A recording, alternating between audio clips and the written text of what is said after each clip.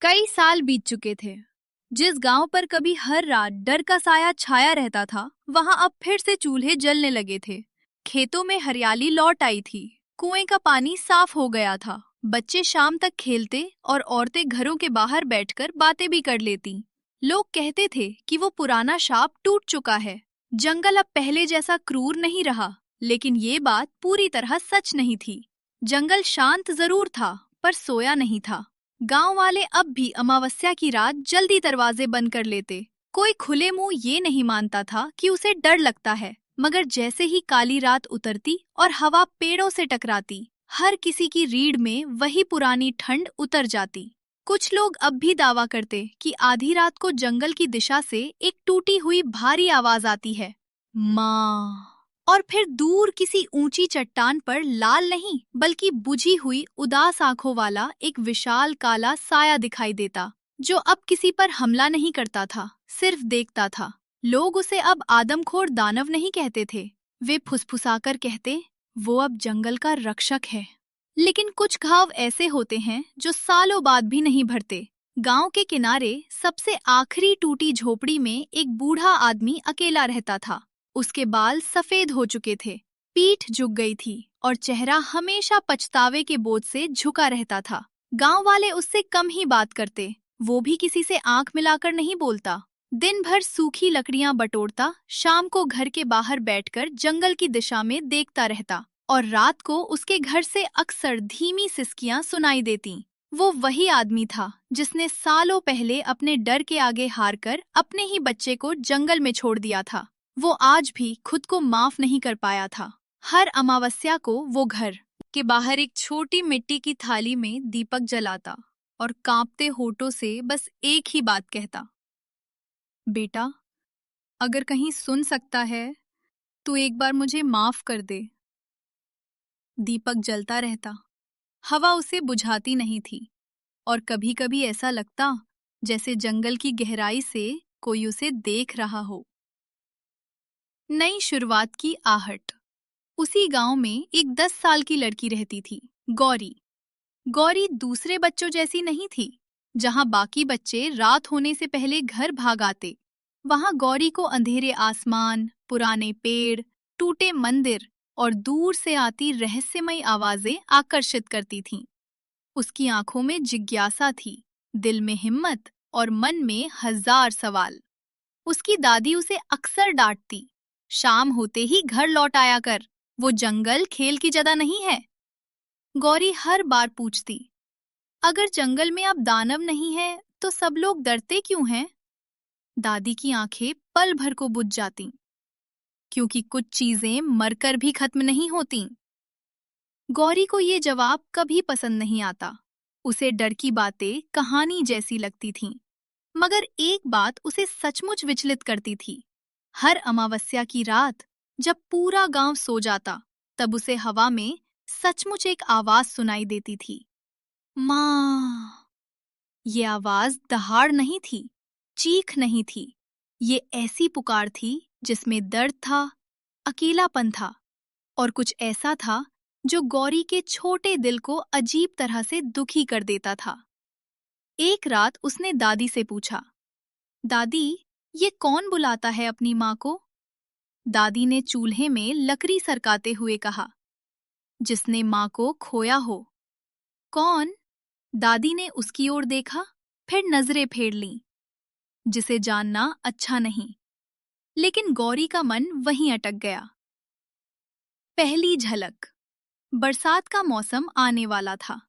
आसमान कई दिनों से भारी था। एक दोपहर गौरी अपनी बकरी चुन्नी को खोजते खोजते गांव की आखिरी मेड़ पार कर गई।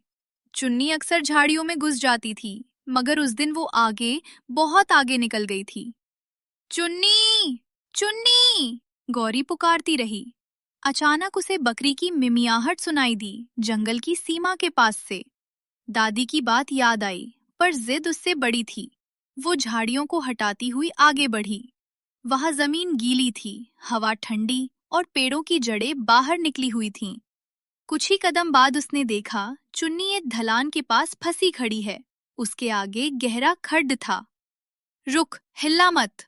गौरी धीरे धीरे आगे बढ़ी। तभी उसके पीछे सूखे पत्ते दबने की भारी आवाज हुई। गौरी जम गई। उसने धीरे से पलटकर देखा। कुछ दूरी पर दो विशाल काले पेड़ों के बीच एक बहुत बड़ा साया खड़ा था। काला, लंबा, चौड़ा, भयानक और बिल्कुल स्थिर।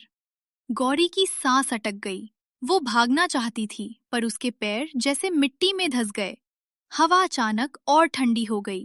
पेड़ों के बीच से आती रोशनी उस साए पर पड़ी। घने काले भूरे बाल, बेहद चौड़े कंधे, विशाल पंजे और दो गहरी, बुझी हुई चमकती आंखें। ये वही था, जंगल का रक्षक, आदमखोर भेड़िया। गौरी के गले से आवाज नहीं निकली। चुन्नी डरकर फिसली और खट की ओर झुक गई। बिना सोचे गौरी उसकी तरफ दौड़ी, मगर उसका पैर भी फिसल गया। वो चीखी। अगले ही पल कुछ बिजली की तरह लपका। एक विशाल पंजे ने उसकी कमर के पास से कपड़े पकड़ लिए। दूसरी तरफ उसी पंजे ने चुन्नी को सींगों से संभाल लिया। गौरी हवा में झूलती हुई वापस सुरक्षित जमीन पर आ गिरी। उसने कांपते हुए ऊपर देखा। वो दानव उसके बिल्कुल सामने खड़ा था। उसकी सांस भाप जैसी निकल रही थी। चेहरे पर डरावनी कठोरता थी, लेकिन उसकी आंखों में वो भूख नहीं थी जिसकी कहानियां गांव वाले सुनाते थे। वो कुछ पल गौरी को देखता रहा। गौरी रोना चाहती थी, मगर उसके मुंह से बस इतना निकला, तुम मुझे खाओगे?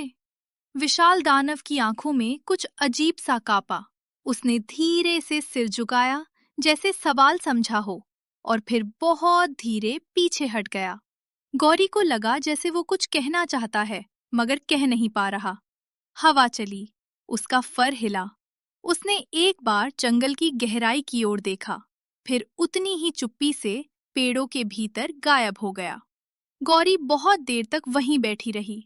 उस दिन वो चुन्नी को लेकर घर लौटी, मगर किसी को कुछ नहीं बताया, क्योंकि अगर वो बताती तो कोई यकीन नहीं करता, और अगर करता तो शायद उसे मारने निकल पड़ता। लेकिन उस रात पहली बार जब हवा में वही आवाज आई, माँ, तो गौरी डरने के बजाय उदास हो गई। इसके बाद कई दिन तक गौरी बेचैन रही। उसे बार बार वही आंखें याद आतीं। वे दानवी थीं, पर खाली नहीं थीं। उनमें ऐसा दर्द था जो इंसानी लगता था। एक शाम उसने अपने घर के पीछे रखे अनाज में से थोड़ा गुड़ और रोटी चुराई। दादी ने पूछा, कहाँ ले जा रही है? चुन्नी के लिए, गौरी ने झूठ बोला। वो फिर जंगल की सीमा तक गई। दिल बहुत तेज धड़क रहा था। उसने एक बड़े पत्थर पर रोटी रखी और धीरे से बोली, मुझे पता है तुम हो। उस दिन तुमने मुझे बचाया था। मैं धन्यवाद कहने आई हूँ। कोई जवाब नहीं, सिर्फ हवा। गौरी मुड़ी ही थी कि सामने झाड़ियों के पीछे हलचल हुई। काले पेड़ों के बीच वही विशाल आकृति दिखाई दी। गौरी इस बार भागी नहीं। वो कांपते हुए बोली, मैं डरी हूँ, मगर तुमसे उतना नहीं जितना गांव वाले कहते हैं। वो दानव कुछ दूर रुक गया। उसकी आंखें पत्थर पर रखी रोटी पर गईं, फिर गौरी पर। ये तुम्हारे लिए है, गौरी ने कहा। वो कुछ पल हिला नहीं, फिर बहुत धीरे आगे आया। उसके भारी कदमों से जमीन हल्की कांपी। उसने रोटी को सूंघा, मगर खाई नहीं, बस उसे पंजे के पास खिसका दिया, जैसे समझ रहा हो पर जरूरत नहीं हो। गौरी ने साहस करके पूछा, क्या तुम सच में बुरे हो? वो दानव स्थिर रहा। फिर उसने आसमान की ओर देखा। उसके गले से एक बहुत धीमी, टूटी हुई आवाज निकली, माँ। गौरी के शरीर में झुरझुरी दौड़ गई। वो समझ गई, ये वही आवाज है। उसने फुसफुसाकर कहा, तुम किसी को ढूंढते हो? उसकी आंखें एक पल के लिए बंद हुईं, फिर वो पलटा और जंगल में चला गया। लेकिन जाने से पहले उसने सिर थोड़ा मोड़कर जैसे एक आखिरी बार गौरी की ओर देखा। उसी दिन से गौरी उसके पास आने लगी। हर बार ज्यादा नहीं, बस थोड़ी देर। कभी वो कुछ खाती पीती चीज नहीं लाती, सिर्फ बातें करती। कभी पूछती, तुम्हारा नाम क्या था? कभी कहती, मैं तुम्हें डरू कहूं? नहीं, ये अच्छा नहीं, मैं तुम्हें रक्षक कहूंगी। जब वो रक्षक कहती तो उसकी आंखों में अजीब सी शांति उतर आती। एक दिन गौरी एक छोटी पीतल की घंटी लेकर आई। ये हमारी पुरानी टूटी घंटी है। जब मैं छोटी थी, इसे बजाकर दादी को बुलाती थी। तुम भी किसी को बुलाते हो ना? उसने घंटी पत्थर पर रखी। रक्षक ने घंटी को देखा और अचानक उसका शरीर जैसे सख्त हो गया। उसकी सांस तेज हो गई। आंखों में गहरी बेचैनी चमकी। उसने बहुत धीरे पंजे से घंटी को छुआ। घंटी की हल्की सी टनकार जंगल में गूंजी और उसी पल उसकी आंखों में ऐसा तूफान उठा कि गौरी पीछे हट गई। उसे लगा जैसे कोई बहुत पुरानी याद उसके भीतर जाग उठी है। उसने सिर पीछे फेंका, मगर दहाड़ा नहीं। बस दर्द से कांपती भारी सांस निकली। गौरी घबरा गई। मैंने कुछ गलत किया? कुछ देर बाद वह शांत हुआ। उसने घंटी को बहुत संभाल कर पत्थर के पास छोड़ दिया और पहली बार अपने विशाल सिर को थोड़ी देर के लिए गौरी की ओर झुका दिया, जैसे धन्यवाद दे रहा हो। पुरानी साध्वी की वापसी। गांव में उसी हफ्ते एक खबर फैली। पुरानी सफेद आंखों वाली साध्वी फिर दिखाई दी है। वह अब बहुत बूढ़ी लगती थी। उसके कदम धीमे हो गए थे, पर आंखों के पीछे का रहस्य और गहरा। लोग उसे श्रद्धा और डर दोनों से देखते थे। गौरी ने उसे पहली बार मंदिर के पास देखा। साध्वी खंडहर बने छोटे शिवालय के सामने खड़ी थी और मिट्टी को उंगलियों से छूकर सूंघ रही थी। गौरी ने पूछा, माई, आप क्या देख रही हैं? साध्वी ने उसकी ओर बिना देखे कहा, जो धरती छिपाना चाहती है। क्या? अब उसने गौरी की ओर देखा। काली राख। गौरी ने नीचे देखा। सचमुच मंदिर की सीढ़ियों के कोनों पर महीन काली धूल जमी थी, जो पहले नहीं थी। इसमें क्या है? गौरी ने पूछा। साध्वी की आवाज भारी हो गई। समस्या। उस रात साध्वी गांव के चौपाल पर बैठी। लोग जमा हुए, बूढ़े, जवान और बच्चे भी। बूढ़ा पिता भी दूर खड़ा था। साध्वी बोली, जिस अंधेरे को तुम खत्म समझ बैठे थे, उसका बीज अब भी जिंदा है। गांव में खुसुर पुसुर होने लगी। कैसा बीज? कहाँ? साध्वी ने कहा, जब शाप टूटा था तब अंधेरा पूरी तरह नष्ट नहीं हुआ। उसका शरीर टूटा, उसका अहंकार टूटा, मगर उसका हृदय छाया। उसकी सबसे गहरी काली जड़ जंगल की धरती के भीतर समा गई। कई लोग कांप उठे। किसी ने पूछा, फिर इतने साल कुछ हुआ क्यों नहीं? साध्वी ने उत्तर दिया, क्योंकि उसे जगाने वाला कोई नहीं था। और अब कोई उसे जगा रहा है। सभा में सन्नाटा छा गया। कौन? मुखिया ने पूछा। साध्वी ने आंखें बंद की। वो जो लालच को पूजा मानता है, जो डर को हथियार बनाता है, जो मृत शाप से भी शक्ति निकालना चाहता है। बूढ़े पिता के हाथ कांप गए। साध्वी ने आगे कहा, अगली रक्त अमावस्या पास है। उस रात यदि हृदय छाया जाग गई तो पिछली बार से भी भयानक अनर्थ होगा, क्योंकि इस बार अंधेरा सिर्फ एक प्राणी में नहीं, पूरे जंगल, पूरे गांव और शायद कई गांवों में फैल जाएगा। लोगों के चेहरों से रंग उड़ गया। मुखिया ने घबराकर पूछा, तो हमें क्या करना होगा? साध्वी की आंखें गांव से पार जंगल की ओर उठीं। उसे ढूंढना होगा, जो अभी भी उस सीमा की रक्षा कर रहा है। सब समझ गए, वो रक्षक की बात कर रही थी। चौपाल में डर की लहर दौड़ गई। नहीं, किसी ने कहा, उस दानव को फिर बुलाएंगे? अगर उसने हमला कर दिया तो? वो अभी शांत है, साध्वी ने कहा, क्योंकि उसके भीतर माँ का प्रकाश बाकी है। मगर अगर हृदय छाया जागी तो पहले उसी पर वार करेगी, क्योंकि वही उसका सबसे बड़ा विरोध है। गौरी के दिल में धक से हुआ। उसे लगा, वो जो गुप्त रूप से जंगल जाती रही है, ये बात अब पहले से कहीं ज्यादा गंभीर है। सभा खत्म होने के बाद जब लोग जा रहे थे, साध्वी ने गौरी को पुकारा, तू जंगल जाती है? गौरी सिहर गई। मैं झूठ मत बोल। तेरी देह पर उस जंगल की गंध है। गौरी का चेहरा उतर गया। मैंने किसी को नहीं बताया। साध्वी कुछ पल उसे देखती रही, फिर धीमे से बोली, अच्छा किया। आपको कैसे पता? क्योंकि वो तुझे मारता नहीं। गौरी ने हिम्मत करके पूछा। वो बुरा नहीं है ना? साध्वी की आंखें नरम हो गईं। वो बुरा नहीं रहना चाहता। यही उसकी सबसे बड़ी पीड़ा है। दूसरी तरफ से आती चाल। गांव में इन सब बातों के बीच एक नया आदमी भी आया था। उसका नाम था भैरवनाथ। वो खुद को तांत्रिक नहीं, दूर दराज का वैद्य कहता था। लंबा कद, काले कपड़े, गले में रुद्राक्ष और हड्डी जैसे दिखने वाले मणके। आंखें हमेशा झुकी हुईं, मगर मुस्कान ऐसी जो भरोसा जगाने के बजाय असहज कर दे। पहले दिन ही उसने 2 लोगों का बुखार उतार दिया, एक औरत के बच्चे की खांसी में राहत कर दी और बूढ़े मुखिया के घुटने में तेल मलकर दर्द कम कर दिया। बस फिर क्या था, लोग उसे मानने लगे। वो धीरे धीरे सबकी बातें सुनता। गांव का डर, जंगल की कहानियां, रक्षक की अफवाहें, साध्वी की चेतावनी, सब।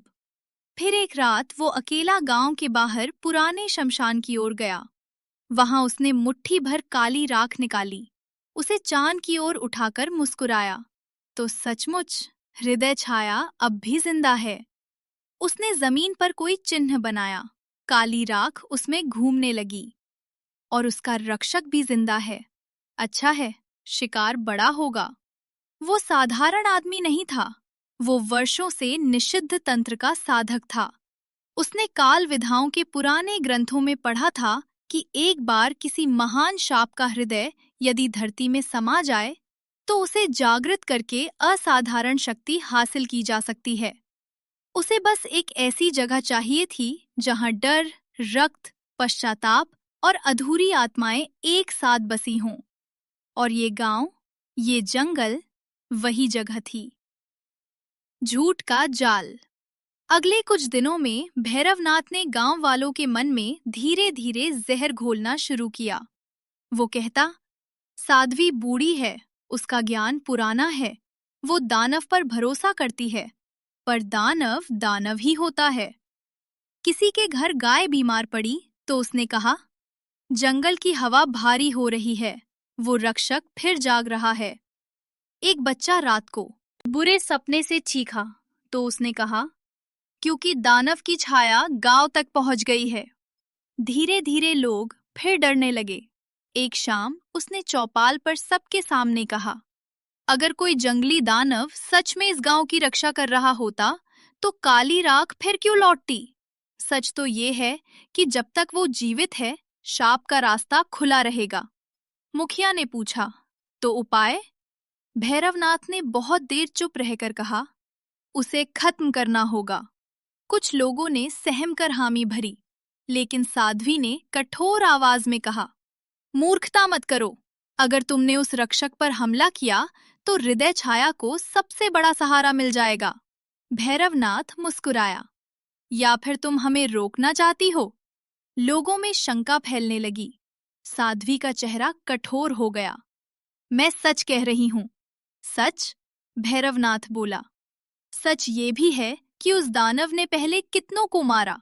सच ये भी है कि वो आधा शाप है, आधा अंधेरा। तुम एक अंधेरे से दूसरे अंधेरे को रोकना चाहती हो? सभा में फिर खुसर पुसर शुरू हुई। गौरी ये सब सुन रही थी। उसका दिल डूब गया। उसे पहली बार महसूस हुआ कि असली खतरा सिर्फ जंगल में नहीं, इंसानों के बीच भी है। रात का हमला। उस रात गौरी चुपके से जंगल गई। रक्षक उसी पत्थर के पास था। वो बैठा नहीं, खड़ा था, जैसे किसी चीज की आहट सुन रहा हो। गौरी ने धीरे से कहा, गांव वाले फिर तुमसे डरने लगे हैं? उसने उसकी ओर देखा। एक आदमी आया है, भैरवनाथ। वो सबको भड़का रहा है। साध्वी कहती हैं कि कोई अंधेरा फिर लौट रहा है। रक्षक की आंखें अचानक तीखी हो उठीं। उसने जंगल के और भीतर की ओर देखा। गले से बहुत नीची चेतावनी जैसी गुर्राहट निकली।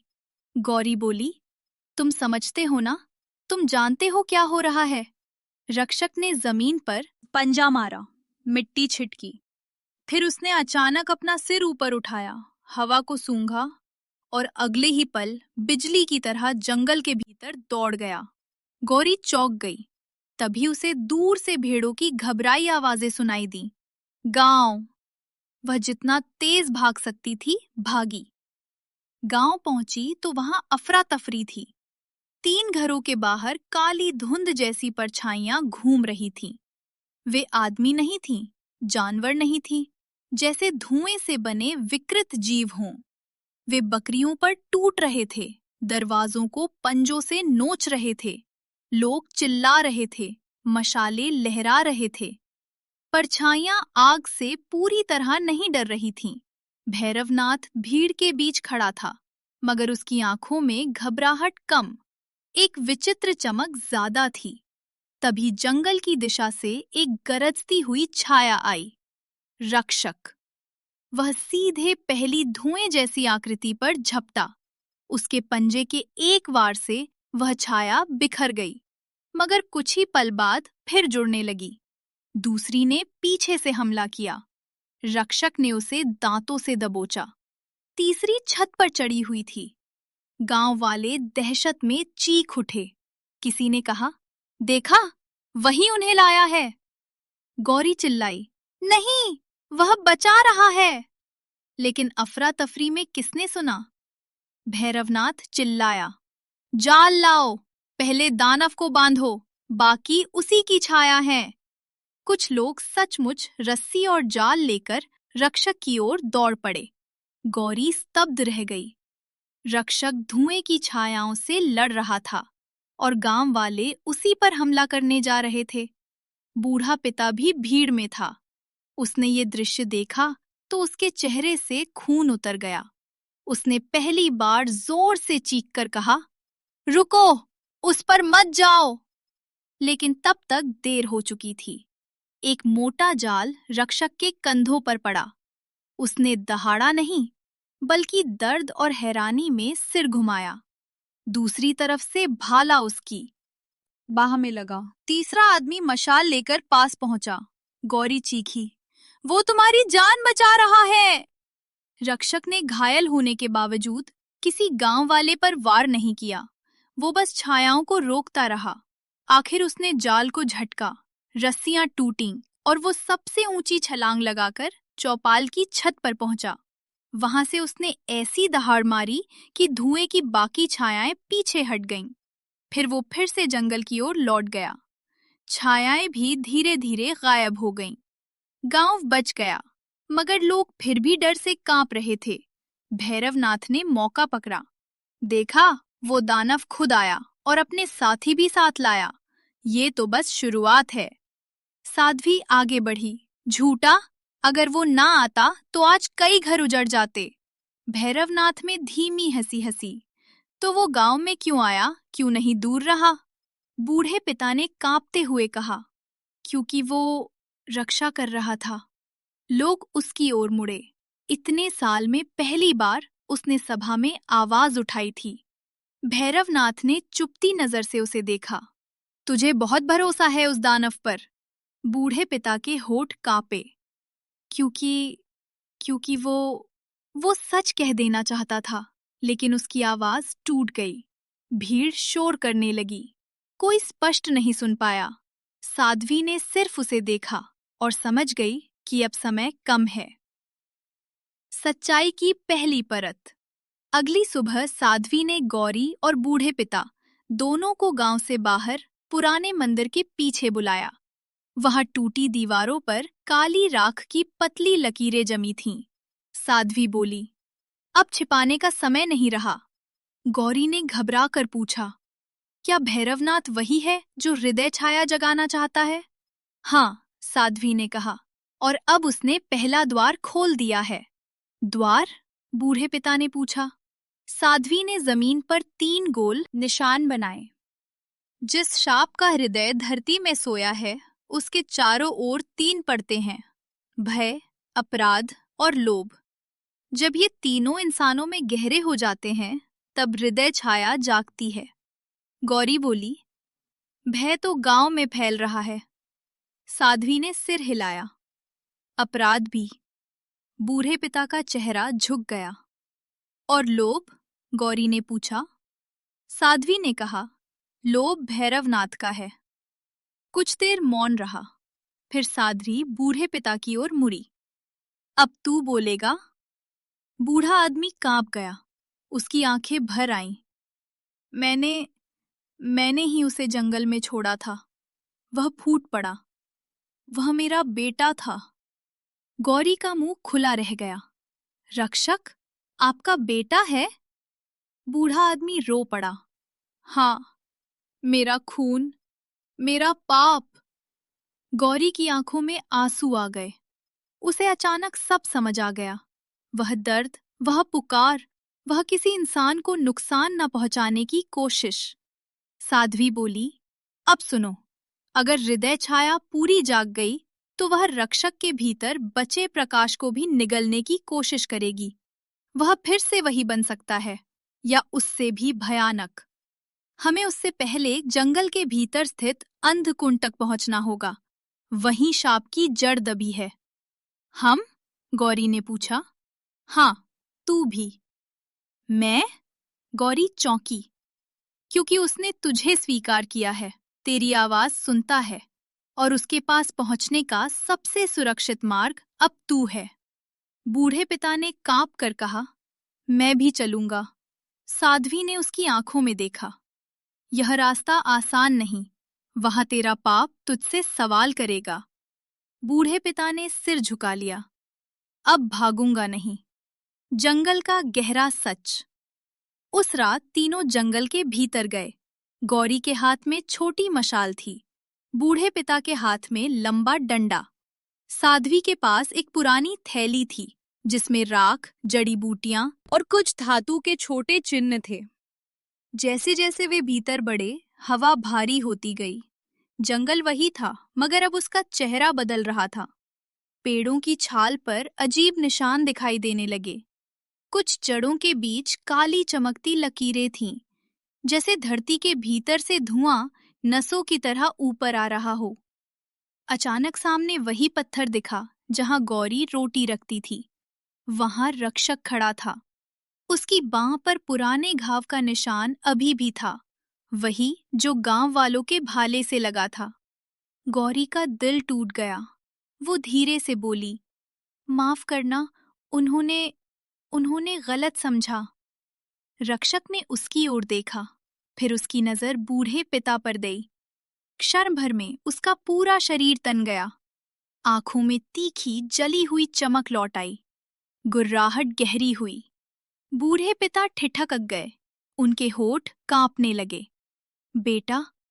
ये शब्द सुनते ही रक्षक के भीतर जैसे तूफान उठा। उसने जमीन पर पंजा मारा। पेड़ तक कांप गया। गौरी डर गई। रुको, हम मदद करने आए हैं। साध्वी आगे बढ़ी। हमें अंधकुंड तक जाना है। रक्षक की सांस भारी थी। वो बूढ़े पिता से नजर नहीं हटा रहा था। बूढ़ा आदमी घुटनों पर बैठ गया। मारना है तो मार दे, हक है तुझे। पर एक बार सुन ले, मैं तब डरपोक था, आज पापी हूं। पर इस बार तुझे छोड़कर नहीं भागूंगा। लंबा मौन। फिर रक्षक की आंखों में जलता क्रोध धीरे धीरे दर्द में बदला। उसने सिर दूसरी ओर घुमा लिया। ये माफी नहीं थी, मगर रास्ता भी बंद नहीं था। साध्वी ने धीमे से कहा, ये हमारे साथ चलेगा। और सचमुच रक्षक मुड़ा और जंगल के और भीतर चल पड़ा। भ्रमों का वन। अंधकुंड तक पहुंचना आसान नहीं था। जैसे ही वे जंगल के उस हिस्से में पहुंचे जहां शायद पहले इंसान कभी नहीं गए थे, चारों ओर अजीब फुसफुसाहटें सुनाई देने लगी। कभी किसी बच्चे के रोने की आवाज, कभी किसी औरत की सिसकी, कभी दूर घंटी की टनकार। गौरी ने पूछा, ये क्या है? साध्वी बोली, जंगल नहीं, तुम्हारे डर बोल रहे हैं। पहली परीक्षा जल्दी आ गई। एक जगह रास्ता दो हिस्सों में बंट गया। बाएं तरफ खुली पगडंडी थी, जिस पर चांदनी पड़ रही थी।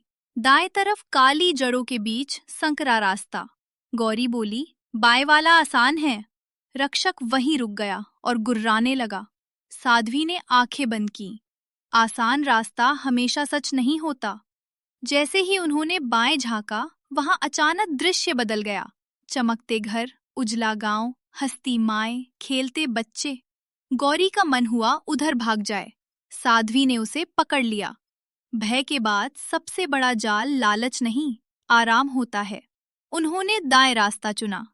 पीछे देखा तो चांदनी वाला सुंदर रास्ता गायब हो चुका था। वहां गहरी खाई थी। कुछ देर बाद दूसरी परीक्षा आई। बूढ़े पिता ने आगे एक रोशनी देखी। वहां उन्हें अपनी पत्नी दिखाई दी, वही वैसी ही जैसे सालों पहले थी।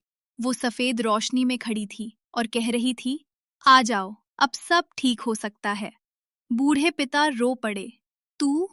वे आगे बढ़ने लगे, मगर रक्षक ने एक झटके से उनका रास्ता रोक दिया और दहाड़ा। रोशनी कांपी और उसी पल वो पत्नी नहीं, काली धुएं की परत निकली। साध्वी ने कहा, अपराध को सबसे प्रिय चीज धोखा देना होता है। याद रख, सच्चे लोग दिल में आते हैं, छल आंखों के सामने। बूढ़ा पिता कांपते रहे। मैंने उसे भी खोया। उसके बाद वो ज्यादा दिन जी ही नहीं पाई। साध्वी ने नरम होकर कहा, इसलिए अब ये यात्रा सिर्फ बेटे के लिए नहीं, अपने सत्य के लिए भी कर।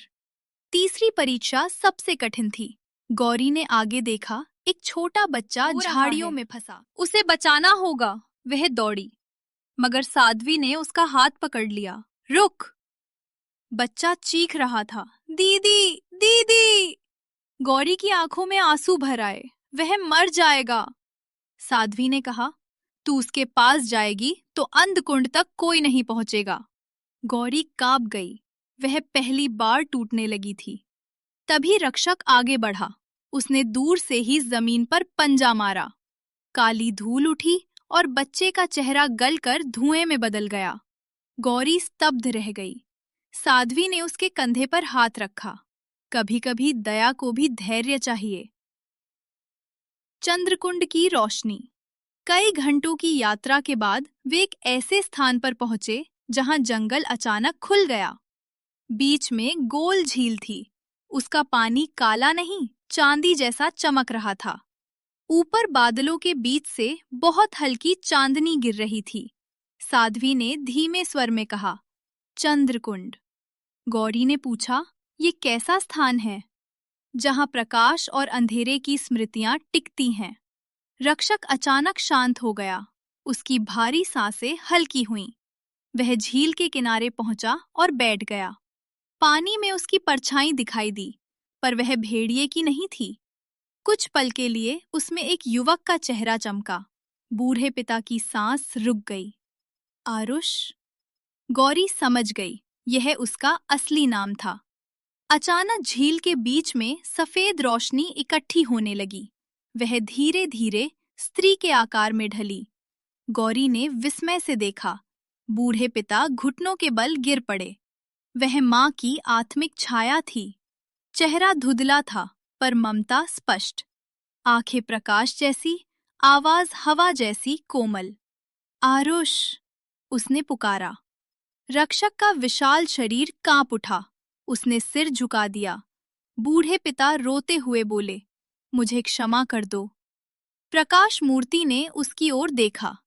क्षमा मांगना आसान है, क्षमा के योग्य बनना कठिन। वह चुप हो गया। गौरी की आंखें भर आईं। तुम सच में उसकी मां हो? रोशनी ने उसकी ओर देखा और मुस्कुराई।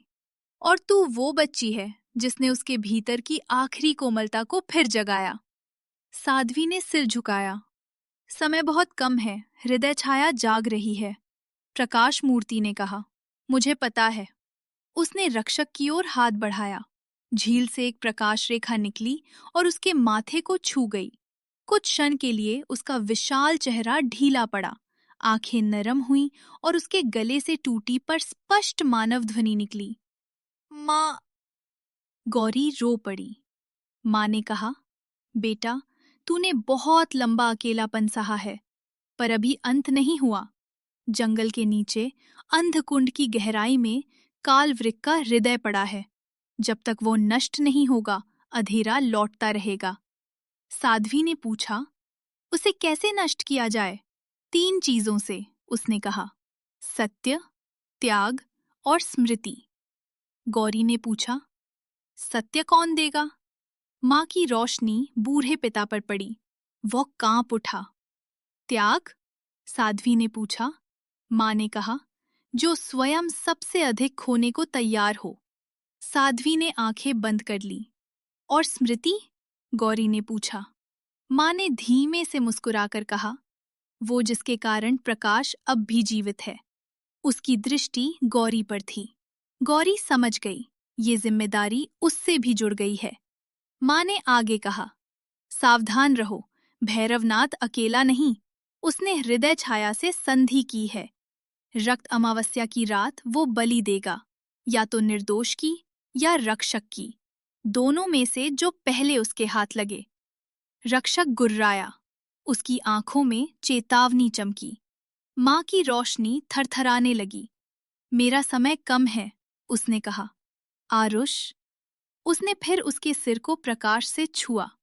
तू दानव नहीं, तू मेरे प्रेम का जीवित शाप भंजक है। फिर उसने गौरी से कहा, अगर वो टूटने लगे, घंटी बजाना, उसे उसकी पहली दुनिया याद आएगी। और बूढ़े पिता से, सत्य बोलने का समय आ गया है, अब चुप रहा तो सब समाप्त हो जाएगा। रोशनी धीरे धीरे झील में समाने लगी। बूढ़े पिता चीखे, एक बार और, लेकिन लहरों ने रोशनी को निगल लिया। रक्षक बहुत देर तक वहीं खड़ा रहा, सिर झुकाए। गांव में विश्वासघात। जब वे गांव लौटे तब सुबह होने लगी थी, लेकिन गांव वैसा नहीं था। कई घरों के दरवाजों पर काले चिन्ह बने थे। चौपाल के बीच अग्नि जली थी। लोग गोल घेरे में खड़े थे। भैरवनाथ बीच में मंत्र पढ़ रहा था। साध्वी चीखी, रुको! लोग मुड़े। कुछ के चेहरों पर भय था, कुछ पर उन्माद। मुखिया बोला, भैरवनाथ ने उपाय बताया है। रक्त अमावस्या से पहले वन दानव को बांधा जाएगा, तभी गांव बचेगा। गौरी ने कहा, वो झूठ बोल रहा है। भैरवनाथ मुस्कुराया, अच्छा, और तू रात को जंगल में उसी के साथ थी? भीड़ हिल गई। तूने हमसे छिपाया? इस बच्ची को उस दानव ने मोहित कर लिया है। गौरी चिल्लाई, उसने मेरी जान बचाई थी। भैरवनाथ ने फौरन कहा, शिकारी भी पहले फुसलाते हैं, फिर खाते हैं। भीड़ में डर फिर बढ़ गया। तभी बूढ़ा पिता आगे आया। वो कांप रहा था, पर पहली बार उसकी आवाज साफ थी। सुनो सब, उसने गरज कर कहा, जिस दानव से तुम डरते हो वो मेरा बेटा है। सन्नाटा। किसी ने जैसे हवा खींच ली हो। मुखिया हक्का बक्का रह गया। लोग उसे घूरने लगे। बूढ़े पिता की आंखों से आंसू बह रहे थे। मैंने ही उसे सालों पहले जंगल में छोड़ा था, डर के कारण, कायरता के कारण। वही मेरा पाप है। वही आज जंगल का रक्षक है। उसने कल रात भी गांव को बचाया, तुमने नहीं देखा? उसने एक भी गांव वाले पर हमला नहीं किया, जबकि तुमने उसे घायल किया। भीड़ फुसफुसाई। कुछ लोग पीछे हटे, कुछ स्तब्ध। भैरवनाथ ने देखा कि बात हाथ से निकल सकती है। उसने जोर से हंसते हुए कहा, मान लो ये सच भी हो, तो क्या? वो आधा शाप है। उसी के कारण अंधेरा बार बार लौटता है। अगर उसे समाप्त कर दो, सब समाप्त। साध्वी ने कहा, नहीं, अंधेरा उसके कारण नहीं, उसके विरुद्ध लौट रहा है। भैरवनाथ की आंखें अब पहली बार खुली शत्रुता से चमकी। बहुत बोल चुकी। उसने मुट्ठी भर काली राख आग में फेंकी। अगले ही पल धुएं की काली लपटें चौपाल पर घूम गई। कई लोग गिर पड़े, कुछ बच्चों ने चीख मारी। आग हरी काली हो उठी। भैरवनाथ अब अपना असली रूप छिपा नहीं रहा था। उसकी आवाज बदल गई, गहरी, खुरदरी, दानवी। तुम सब डरते हो ना? अच्छा है, भय ही मेरी सीढ़ी है। साध्वी ने अपने थैले से राख फेंकी और मंत्र पढ़ा। कुछ धुआं पीछे हटा। गौरी ने चीख कर कहा, भागो! अफरा तफरी मच गई। उसी हंगामे में भैरवनाथ ने बिजली सी गति से हाथ बढ़ाकर गौरी को पकड़ लिया। नहीं! बूढ़ा पिता चिल्लाया। भैरवनाथ ने गौरी के गले पर काली रस्सी जैसा धुआं कस दिया। निर्दोष स्मृति, ठीक वही जिसकी मुझे जरूरत है। साध्वी दौड़ी, मगर भैरवनाथ के पैरों के पास की धरती फट गई और काला धुआं उठा। अगले ही क्षण वो गौरी सहित गायब हो गया। चौपाल पर सिर्फ धुंधला काला निशान बचा। रक्त अमावस्या की रात से पहले उसने सबसे जरूरी मोहरा छीन लिया था। अंतिम यात्रा। अब सबको सच समझ आ गया। गांव डर में था, पर पहली बार उस डर का चेहरा साफ था। बूढ़े पिता ने बिना समय गवाए कहा, हमें अभी जंगल जाना होगा। मुखिया, जो अब तक उलझा हुआ था, बोला, हम भी चलेंगे। साध्वी ने कठोर स्वर में कहा, जो डर से चलेंगे वापस नहीं आएंगे, जो लोभ से चलेंगे वही मरेंगे। सिर्फ वही आए जो सत्य के लिए तैयार हों। आखिरकार एक छोटा समूह बना। साध्वी, बूढ़ा पिता, मुखिया का जवान बेटा हरिराम, 2 साहसी ग्रामीण और जंगल का रक्षक। रक्त अमावस्या की रात उतर चुकी थी। आसमान में चांद लाल नहीं बल्कि काला घिरा हुआ था, जैसे उसके चारों ओर रक्त की हल्की आभा तैर रही हो। जंगल में प्रवेश करते ही हर पेड़ से फुसफुसाहट आने लगी। रास्ते में कई बार उन्हें धुएं से बने भेड़िए दिखे, मगर रक्षक हर बार आगे बढ़कर उन्हें भगाता गया। किसी मोड़ पर पेड़ों की छाल से खून जैसा तरल टपकता दिखा। कहीं जमीन के नीचे से रोने की आवाज आई, कहीं हवा में गौरी की आवाज सुनाई दी, दादी मुझे बचाओ। हरिराम डगमगाया, मगर साध्वी ने उसे संभाला। आखिर वे उस जगह पहुंचे जिसे साध्वी ने अंधकुंड कहा था। यह एक विशाल भूमिगत खाई थी।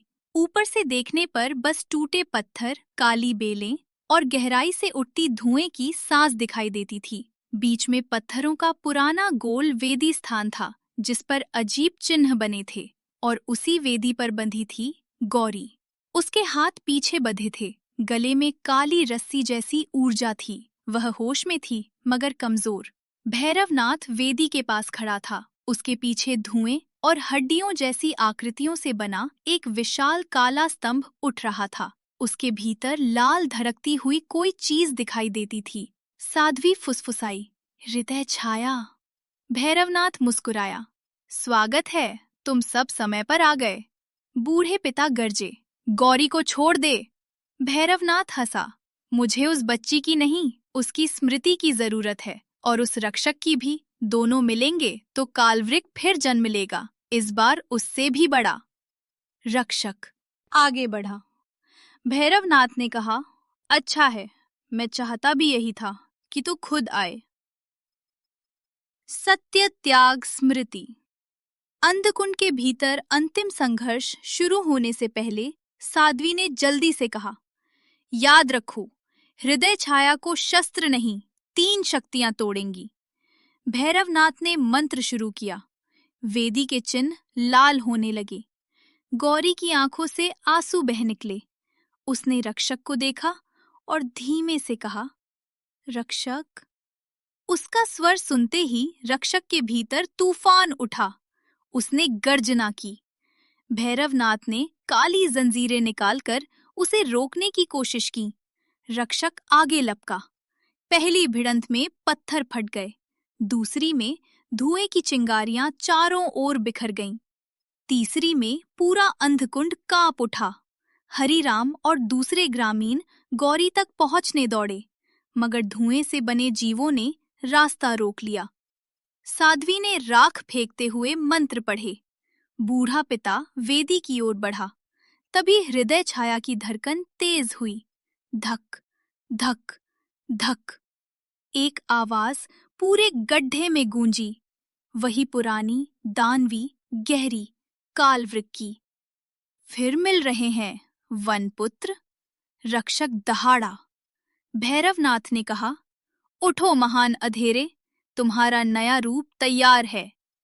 हृदय छाया से धुआं निकलकर एक विशाल भेड़िया आकृति बनाने लगा। पिछली बार से भी बड़ा, सिर पर कांटेदार छाया, आंखें अंगारे जैसी। साध्वी चिल्लाई, सत्य! बूढ़े पिता समझ गया, समय आ गया।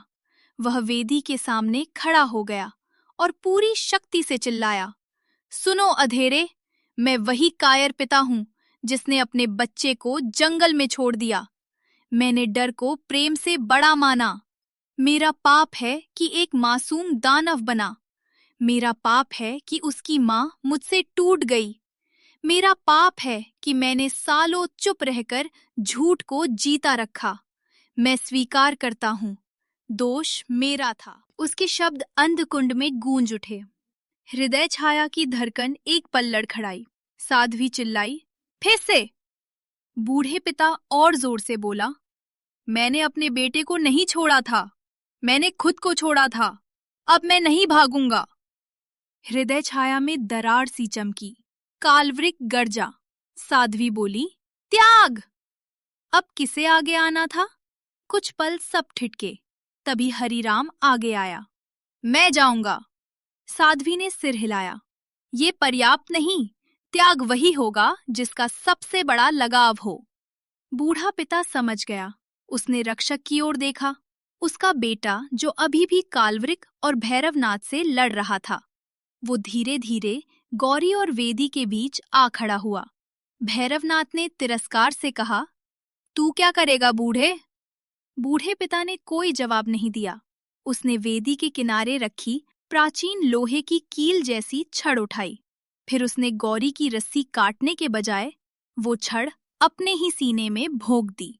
सब स्तब्ध रह गए। गौरी चीखी, नहीं!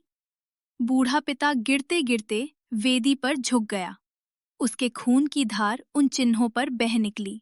साध्वी की आंखें भर आईं, मगर उसने मंत्र तेज कर दिए। बूढ़े पिता ने टूटती आवाज में कहा, जो दर्द मैंने दिया उसका थोड़ा सा बोझ मैं अब खुद उठाता हूँ। बेटा, इस बार मैं तुझे नहीं छोड़ रहा। उसके खून ने काले चिन्हों को जला दिया। हृदय छाया फिर कांपी। काल्वरिक चीखा। अब तीसरी शक्ति बची थी, स्मृति। गौरी, जो आधी खुल चुकी रस्सियों में थी, ने कांपते हाथ से अपनी कमर के पास बंधी छोटी पीतल की घंटी निकाली, वही जो वो एक दिन रक्षक के लिए लाई थी। माँ की बात याद आई, अगर वो टूटने लगे, घंटी बजाना। उसने पूरी ताकत से घंटी हिलाई। Ton ton ton. अंधकुंड में वो आवाज ऐसी गूंजी जैसे बहुत दूर से कोई भूली दुनिया लौट आई हो। रक्षक का विशाल शरीर एक पल को ठहर गया।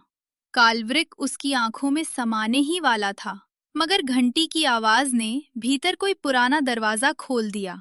माँ की गोद, सफेद चादर, छोटी घंटी, गर्म हथेलियां, खोई हुई इंसानी शुरुआत। रक्षक की आंखों में लाल आग की जगह तीव्र सुनहरी नमी चमकी। उसने ऐसी दहाड़ मारी जो पहले कभी नहीं सुनी गई थी। ये भूख की नहीं, स्मृति की दहाड़ थी। वो सीधा हृदय छाया पर झपटा। भैरवनाथ चिल्लाया, नहीं! साध्वी ने अंतिम मंत्र बोला। गौरी घंटी बजाती रही। बूढ़ा पिता मरते मरते मुस्कुराया। रक्षक के पंजे हृदय छाया में धंस गए।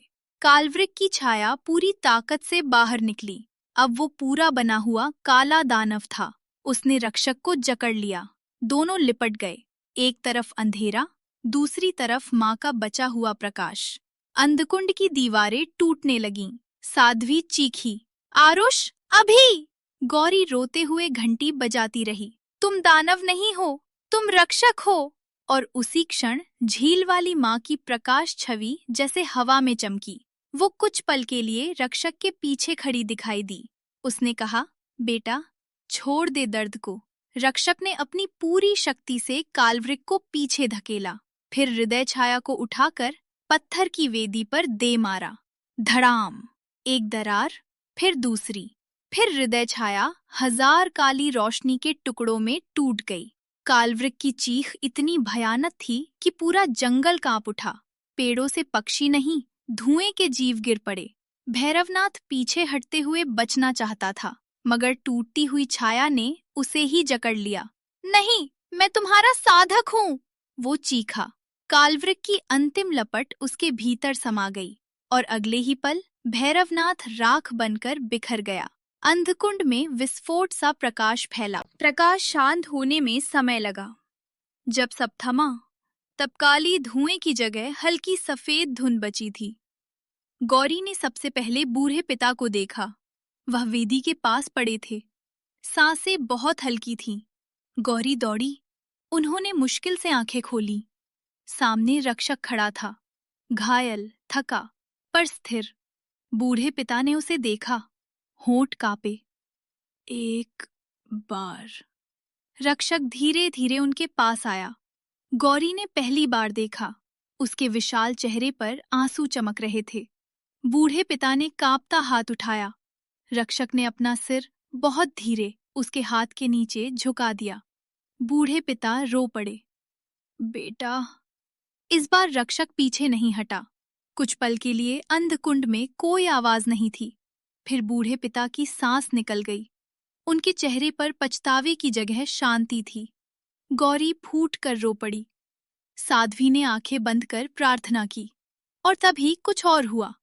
रक्षक के चारों ओर हल्की सफेद रोशनी फैलने लगी। उसकी छाती पर जहां कभी काला चिन्ह था, वहां अब मध्यम सुनहरी रेखा चमकी। उसका विशाल भेड़िया रूप पूरी तरह नहीं बदला, मगर कुछ पल के लिए उसकी आंखों में साफ इंसानी पहचान लौट आई। वह गौरी की ओर देखता हुआ मानो कहना चाहता था, धन्यवाद। फिर उसने बूढ़े पिता के शरीर की ओर देखा, धीरे से सिर झुकाया। साध्वी ने कहा, शाप का हृदय टूट गया है, अब अंधेरा लौटेगा नहीं, मगर उसका रूप शायद पूरी तरह ना बदले। कुछ घाव जीवन भर रहते हैं। गौरी ने आंसू पोंछते हुए पूछा, अब क्या वह गांव आ सकेगा? साध्वी ने रक्षक को देखा। आ सकता है, लेकिन शायद नहीं आएगा। सुबह का निर्णय। जब वे गांव लौटे तब भोर हो रही थी। आसमान पहली बार कई वर्षों में पूरी तरह साफ था। लाल नहीं, कोमल सुनहरा। पक्षियों की आवाज लौट आई थी। कुएं का पानी उजला दिख रहा था। पेड़ों पर जमी काली राख हवा में उड़कर गुम हो रही थी। गांव वाले चौपाल पर इकट्ठा हुए। उन्होंने गौरी, साध्वी और पीछे खड़े विशाल रक्षक को देखा। अब उनमें पहले जैसा आतंक नहीं था, शर्म ज्यादा थी। मुखिया आगे आया। उसने सिर झुका दिया। हमने गलत समझा। एक एक करके कई लोग झुक गए। किसी बूढ़ी औरत ने रोते हुए कहा, जिसे हम राक्षस कहते रहे, वो तो हमारी रक्षा करता रहा। गौरी ने देखा, रक्षक शांत खड़ा था। उसने किसी की ओर क्रोध से नहीं देखा, बस चौपाल, मंदिर, टूटे रास्ते और उन घरों को देखा जहां उसकी पहली दुनिया कभी रही होगी। एक छोटा बच्चा अपनी माँ का हाथ छुड़ाकर आगे आया। माँ घबरा गई, पर बच्चा रुककर बोला, तुम सच में बुरे नहीं हो? गांव भर में सन्नाटा। रक्षक ने धीरे से सिर झुकाया। बच्चे ने अपनी जेब से गुड़ का छोटा टुकड़ा निकाला और आगे कर दिया। गौरी मुस्कुराते रोते देखती रही। उसे अपनी पहली रोटी याद आई। रक्षक ने गुड़ नहीं खाया, बस उसे बहुत धीरे पंजे से छुआ। फिर वो मुड़ा। गौरी समझ गई, वो जा रहा है। रुको! वो दौड़कर उसके पास आई। तुम अब जा क्यों रहे हो? रक्षक ने जंगल की ओर देखा। साध्वी ने धीमे से कहा, कुछ रक्षक चौपाल में नहीं, सीमाओं पर रहते हैं। गौरी की आंखें भर आईं। क्या तुम फिर मिलोगे? रक्षक ने उसकी ओर देखा। फिर उसने बहुत धीमे, बहुत टूटी पर साफ आवाज में कहा, गौरी। पूरा गांव स्तब्ध रह गया। गौरी के चेहरे से आंसू बह निकले। तुम बोल सकते हो? वो आगे कुछ नहीं बोला, शायद नहीं बोल पाया, मगर यही एक शब्द काफी था। उसने अपना विशाल सिर हल्का सा उसकी ओर झुकाया, फिर मुड़ा और जंगल की ओर चल पड़ा। गांव के लोग उसे जाते देखते रहे, अब भय से नहीं, सम्मान से। जंगल का नया रक्षक। दिन बीतते गए। भैरवनाथ की राख हवा में कहीं गुम हो गई। अंधकुंड धंसकर बंद हो गया। काली राख गायब हो गई। पशु फिर सामान्य होने लगे। बच्चों के बुरे सपने कम हो गए। जंगल अब वैसा डरावना नहीं लगता था, मगर उसकी गहराई में एक रहस्य अब भी था। गांव वालों ने बूढ़े पिता की चिता सम्मान से सजाई। पहली बार किसी ने उन्हें कायर नहीं कहा। लोग जानते थे कि उन्होंने बहुत देर से सही मगर सत्य बोला और अपना अपराध अपने रक्त से स्वीकार किया। गौरी अक्सर गांव के किनारे जाती, पत्थर पर कभी रोटी, कभी गुड़, कभी बस घंटी रखाती।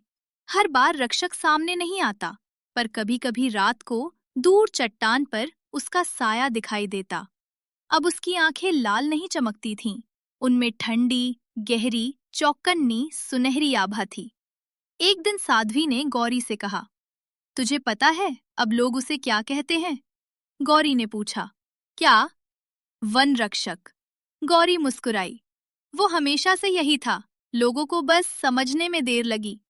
साध्वी ने आकाश की ओर देखा। समझ हमेशा देर से ही आती है। माई, गौरी ने पूछा, क्या उसकी माँ सच में मुक्त हो गई?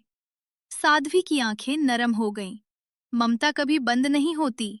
वो अब उसके दुख में बंधी नहीं, उसकी रक्षा में बसी है। और वो, क्या वो कभी पूरी तरह इंसान बनेगा? साध्वी कुछ देर चुप रही। शायद नहीं, शायद हाँ। कुछ जीवनों के उत्तर शब्दों में नहीं मिलते। कुछ लोग रूप से नहीं, कर्म से इंसान सिद्ध होते हैं। गौरी ने जंगल की ओर देखा। तो वो इंसान है। अंतिम अमावस्या। कई महीने बाद फिर अमावस्या आई। गांव में इस बार उतना डर नहीं था। लोग जल्दी घर तो गए, पर दहशत में नहीं। हवा ठंडी थी, आसमान काला और दूर जंगल शांत। गौरी गांव की सीमा तक गई। उसके हाथ में वही घंटी थी। उसने धीरे से घंटी बजाई। टन। कुछ देर कुछ नहीं हुआ। फिर सामने ऊंची चट्टान पर वो साया दिखाई दिया, विशाल, स्थिर, रक्षक। गौरी ने कहा, मैं बस ये कहने आई थी, अब तुम अकेले नहीं हो। हवा चली। रक्षक वहीं खड़ा रहा। गौरी ने फिर कहा, जब भी तुम्हें लगे कि दुनिया तुम्हें नहीं समझती, याद रखना, गांव में एक लड़की है जो समझती है। दूर से उसकी आंखों में हल्की चमक आई। फिर उसने आसमान की ओर देखा, और जो आवाज निकली वो पुरानी टूटी हुई पुकार जैसी नहीं थी। वो गहरी थी, लंबी थी, मगर दर्द से खाली नहीं, दर्द पर जीतती हुई थी। जंगल ने उसे अपने भीतर समेट लिया। गौरी मुस्कुराई। उस रात पहली बार हवा में माँ नहीं गूंजा, क्योंकि शायद वो पुकार अब विलाप नहीं रही थी, वो स्मृति बन चुकी थी। और तब से लोग कहते हैं, उस जंगल में अब भी एक विशाल काला रक्षक रहता है। वो किसी भूखे दानव की तरह नहीं घूमता, वो सीमाओं पर चलता है, खाइयों के किनारे खड़ा रहता है, खोए बच्चों को सही रास्ता दिखा देता है, और जो लोभ या क्रूरता लेकर जंगल में प्रवेश करे, उसे लौटने नहीं देता। कभी कभी रक्त लाल नहीं, सुनहरी आंखें अंधेरे में चमकती दिखाई देती हैं। और अमावस्या की रात अगर कोई निडर होकर ध्यान से सुने, तो उसे हवा में एक बहुत धीमी, बहुत मानवीय ध्वनि सुनाई देती है, गौरी। या शायद ये सिर्फ कहानी हो, लेकिन गांव वाले अब बच्चों को डराने के लिए नहीं, समझाने के लिए कहते हैं। हर बड़ा राक्षस जन्म से राक्षस नहीं होता। कभी कभी उसे इंसानों का डर बनाता है, और कभी कभी उसे एक बच्चे का भरोसा वापस इंसान बना देता है।